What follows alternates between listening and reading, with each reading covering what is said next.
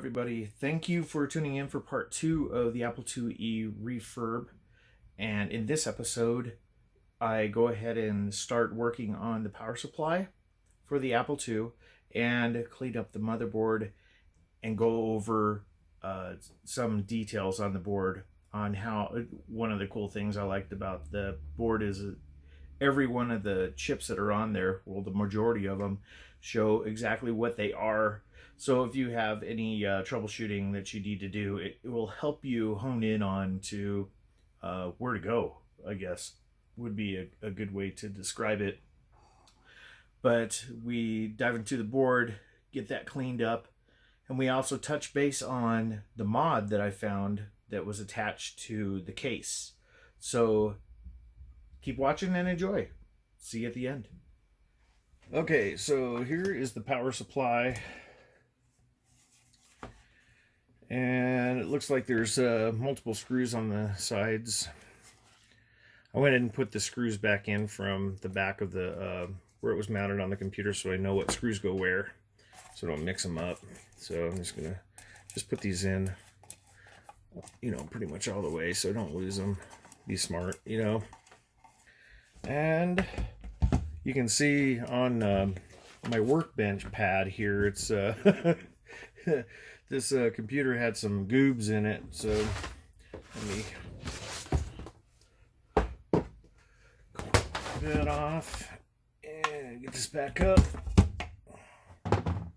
and let's get her taken apart.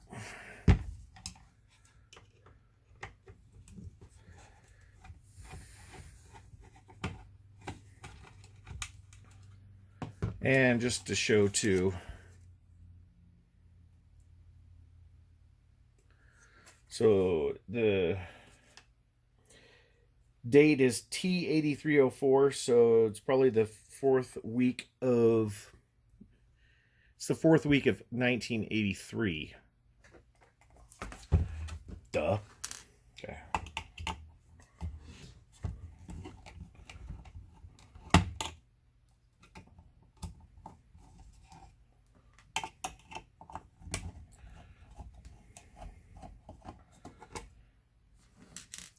Now, the previous owner of this stated that this has not been powered on for a number of years, at least 3, he said. Even though he says that, you got to be careful when you're in the power supplies, because these capacitors that are in here may still have a charge in them. So you have to be very careful so that you don't hurt yourself. So be very careful on what you touch in here. If you're going to use a multimeter in here, be very careful so that you do not ground out something that you shouldn't. So be very careful. Bottom must come out. Okay, bottom comes out of it. It's been a while since I've watched that video, but I wanted to get an idea of what I was getting into, so put that over here.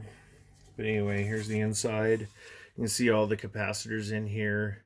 I'm going to do a visual inspection of them to see if any of them are bulging. And capacitors, when I talk about capacitors, they're electrolytic capacitors, and they usually leak or bulge or blow up. So so I'm visually inspecting them at the moment to make sure that they look fine. I don't see any bulging whatsoever. It's pretty pristine on the board as well. I don't see any resistors that look like they're smoked or anything. Actually looks really good in here, other than someone's hair. Yeah, all of the capacitors look good. You just got to watch it when you're working with these things that are over 30 years old.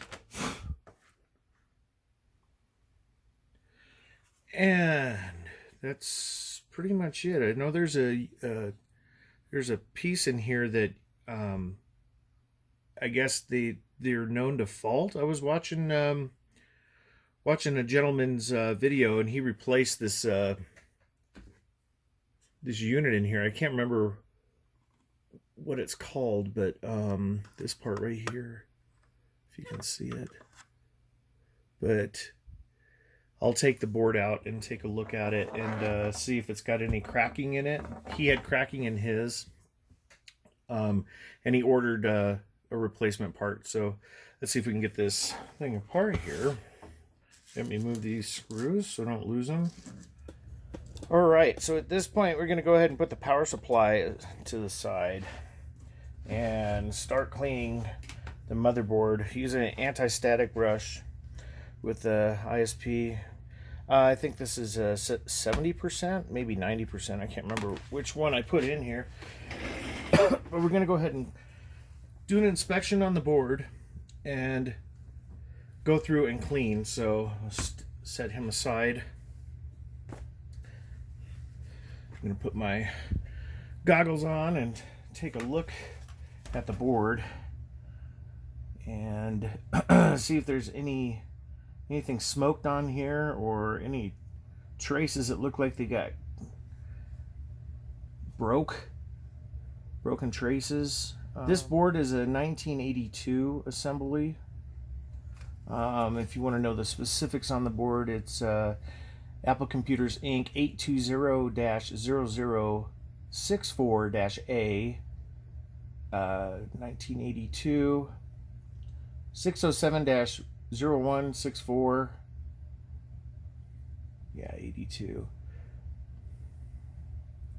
There's a stamp on here that says 83 on it. So it must have been when it was actually put together. So it's a 1983 computer. But from standpoint of the board, it's in really good condition. I mean, it's I don't see no scrapes, I don't see any cuts, I don't see anything on this side. It's pretty pristine, just dirty. So it's made in Malaysia. Okay, so let's take a look at the back. You want to take a look? Yeah, help me look. And I don't see any resoldering at all on here. Like a virgin board. It doesn't look like anything had been reflowed. I don't see any traces of flux residue, heat residue. Take a look at the IOs. So what was that one? Okay, so I love how they mark them where it tells you exactly what they are. So cassette in and out. So you have the cassettes, your video jack, and your paddle in. So that's input for paddle in. First I thought it was a VGA, but I don't think VGA was out back then. If it was, not much to it. So let's go ahead and clean this baby up. So let's go ahead and give it a good douse of isopropyl alcohol.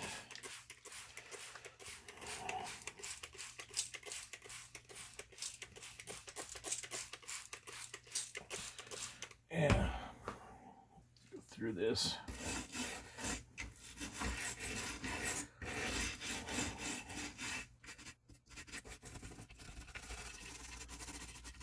Just checking things as I'm going along, making sure that there's nothing broken in here from a standpoint of worn out either through time or a cold solder joint. Just making sure everything is clean. Some residue out here. Dirt. when you do this, you gotta be gentle on board. You don't want to knock over resistor off. Get too crazy with this. All you want to do is clean all the goobs off here. Lightly move the paper towel. Top of the chips. Clean them off. Getting that where you can see all the writing good on the chips and the board. Just kind of dabbing.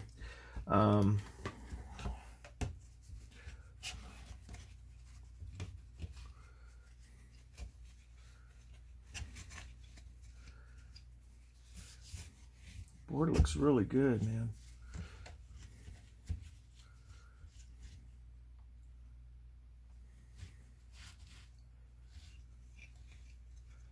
Yeah, whoever had this board, they didn't mod anything on the board itself that I can see. I did see a chip over here that had, yeah, there's a couple of them in there that may have been replaced. But if you see what I'm looking at right here, you can see where there's discoloration on the pins. So, you know, I'll be taking each one out one at a time. I have contact cleaner that I'll be applying for each of these. I'm glad that they're all on sockets. So cleaning them will be easy, and if there's any of them that are bad, that we find out are bad, we can take care of that. Okay, so let's go ahead and just get this side clean as well.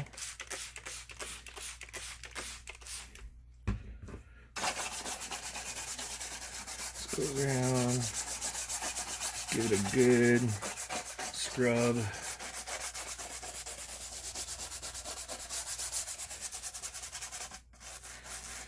I'll have to take a look at these where you connect stuff in and out, making sure these solder joints look good.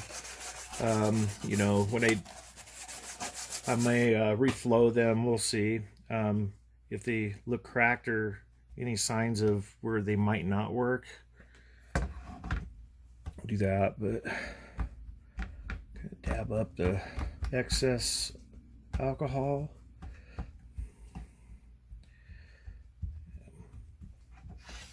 These connectors.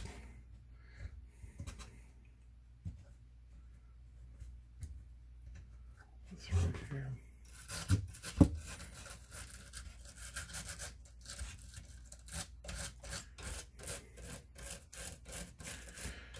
We'll put some contact cleaner in these.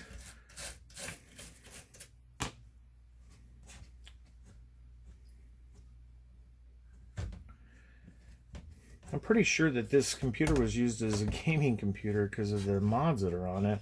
Unless the person who was using it, I don't know, the story I got is some gal had it before this guy that I bought it from, and she had it from its inception. So I'm wondering if it may have been her kids, or if she was into the gaming, or what the case is. So yeah, but pretty much that is it.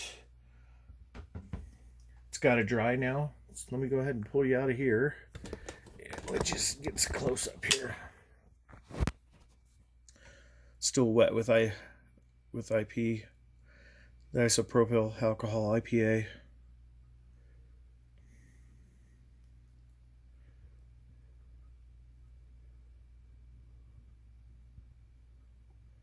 So it tells you what they are. So you got a keyboard ROM, EF-ROM, CD-ROM. Looks like those are just regular ICs.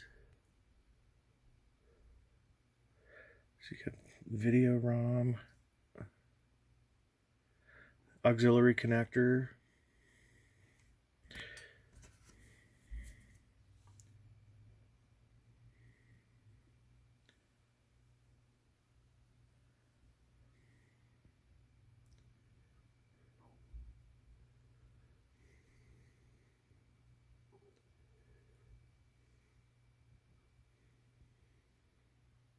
See, all the traces look immaculate.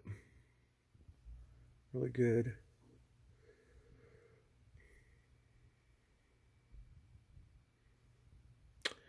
All right, guys, so that's that. let this baby dry, and then I need to clean the case up and all that. And as soon as that's done, we'll be back. Cheers. Oh, before we do anything else, I wanted to take a look at this thing that's on here. Let me get set up here a little bit better here. Curious. I had never seen anything like this. It's got a screw that goes through that's holding it on. Loosen this up. Take it out.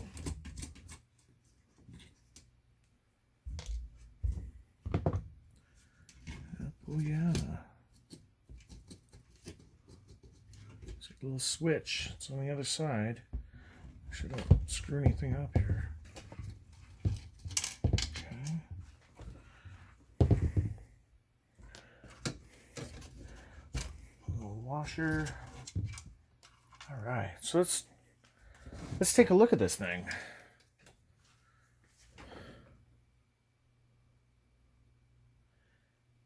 So, Happy Electronics Inc. Looks like something that someone actually soldered if you look at it.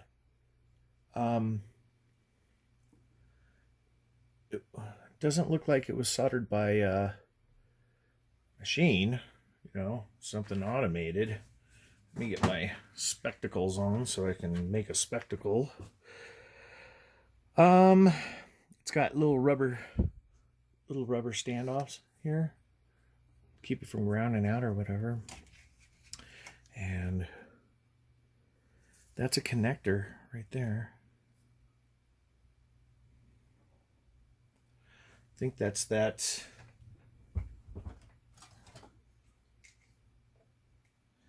That doesn't fit in there. Might be just part of the mod, but it was utilizing these cables here, the wires, to attach. But there's a toggle switch, so I'm wondering what this was used for. There's a little like transformer on there. It's like, it's, you know, I'm not gonna turn it, but it looks like a potentiometer or something like that. Yeah, interesting. I have never seen this. It's crazy. Okay, so keyboard cleaning. All the keys come off rather easily, except you need to watch out for the space bar. It has a spring in here. Make sure that doesn't get away from you. And then also with, I think it's the reset key that's up here, it has another spring as well. Don't let that get away from you. On the bottom of the space bar, you got these, I guess they're like plastic line-up pieces that go into it, but those should be okay. This key right here has got the spring, but it's actually loaded in. I think it's a cap locks key. It has a spring here that is a part of this. Is just, it won't fall out, so you don't have to worry about that. I noticed that on the keyboard itself and where the plungers are at, there's like spaces in here. It looks like those are just detent. I'm not going to take this apart like I do with the Commodores, but I'm just going to do a general cleaning, get the dirt, all the uck out of there as much as I can without having to spray like isopropyl alcohol or anything, if I can keep from doing that. So I'm going to go ahead and do that now and just use regular static free brush that I use, and just take your time. Now, like I said, this is the first time that I've worked on an Apple, really any Apple product from the standpoint of the retro side of the house. I've worked on Macs and stuff like that, but you know, that's all stuff that is you know, in the here and now stuff. But the retro stuff, This is the first time I actually touched an Apple IIe in years, but as I stated before, my father, he had one. I remember he borrowed money from my grandmother. I think it was like $4,000 back in 1982 or 83, where he got an Apple IIe. He had the amber monitor with the dual floppies and a dot matrix printer. I remember he got all of that for $4,000. So in today's money, you can just imagine how much those systems were, because they were cutting edge. My dad wasn't a book writer of any sort. He actually wrote stuff for newspapers. His specialty was like working in the dark room, and he was a writer, and he's a awesome camera guy. Black and white mostly. He was great with the black and white photos. He had really nice cameras, and well, halfway decent cameras, I should say. Yeah, that was what I remember. I mean, the whole reason of getting into the retro stuff is for me, it's going back to my teenagehood, because when 1983 came around, I was 17. I was born in 65, so 18 is when this system was built. So this is a 1983 system. I remember all the fun games that we used to play. We used to play Wizardry, Bard's Tale. I mean, there was so many. I think Oregon Trail, that's the classic. But if you look just by doing that, we pretty much clean this up very nicely. I have an air compressor out in my garage that I'll blow the rest of this out. Anything that's in these little crannies, nooks and crannies in here, get it all cleaned up. And then the keys right now, I took them off and I got them soaking in some dish soap water. And then I'll scrub them and get this back together, and we'll move on to the next portion, which will probably be looking at the main board a bit more and seeing if any maintenance needs to be done to it. So I will see you shortly. Boom. Thank you for sticking around through part 2, and part 3 will be coming up after this, so keep your eyes out for it.